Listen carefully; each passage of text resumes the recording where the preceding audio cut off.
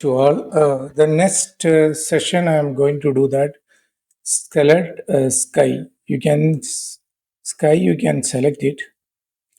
Then you can make some changes and colors and everything. There is a multiple tools are available.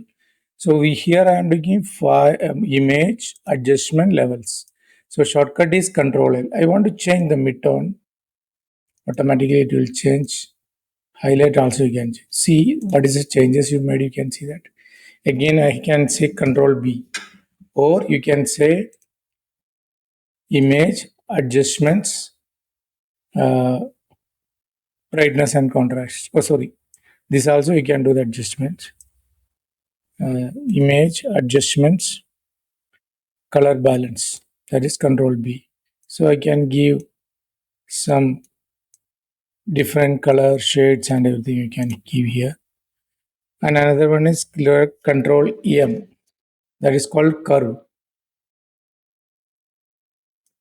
So you can give different adjustments and you can see how it is changed from one to another. So Control Z, this many changes I've done with, this is the original one.